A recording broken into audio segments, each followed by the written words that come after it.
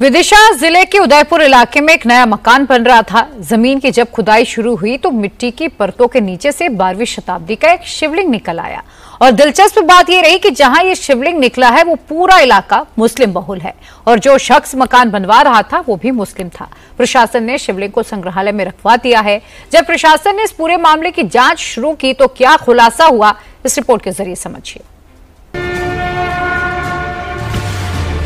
भाईजान की जमीन पर प्रकट हुए महादेव।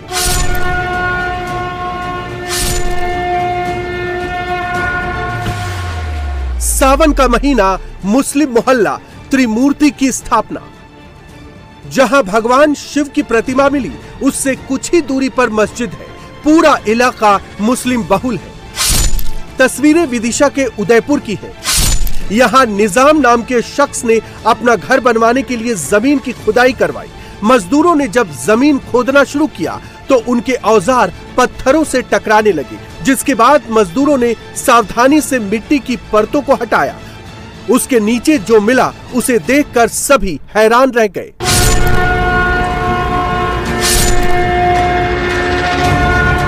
मजदूरों को मिट्टी के नीचे दबा हुआ 3 फीट ऊंचा शिवलिंग मिला।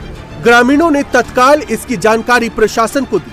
नायब तहसीलदार और आर्कियोलॉजिकल डिपार्टमेंट मौके पर पहुंचे।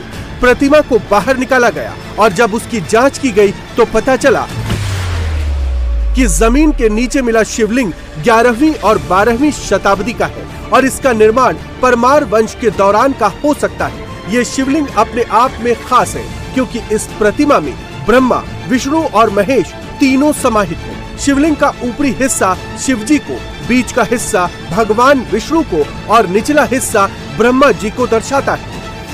ये जो शिवलिंग है ये भी अपने आप में अद्भुत विशेष है क्योंकि जनरली हमने शिवलिंग देखे हैं जो मानव जो तैयार करते हैं, मानव निर्मित होते हैं, वो नॉर्मल शिवलिंग जैसे होते हैं। इसमें जो बनाया गया है ये भी मानव निर्मित ही है शिवलिंग और इसमें 3 शिवलिंग है, मतलब 3 रूप है, स्वरूप है। जो ऊपर का है ये शिवलिंग है, मध्य जो है ये विष्णु का है और जो नीचे चतुष्कोण में जो दिया हुआ है ये ब्रह्मा का है। सबसे पहले तो ये परमार काल की विशेषता रही है। इस तरह के जो शिवलिंग बनते थे ये परमार काल में ही बनते थे। खुदाई में शिवलिंग के साथ दूसरे हिंदू धार्मिक अवशेष भी मिले हैं। अब ग्रामीणों की डिमांड है कि जहां पर शिवलिंग मिला है वहीं पर उसकी स्थापना की जाए जिससे हिंदू पूजा अर्चना कर सके। प्रशासन ने जब पूरे मामले की जांच की तो पता चला कि जिस जमीन पर निजाम अपना घर बनवा रहा था असल में वो जमीन सरकारी है।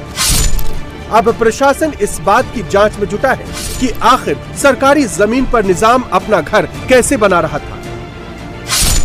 उदयपुर इलाके में शिवलिंग मिलने के बाद प्रशासन की भी मुश्किलें बढ़ गई हैं।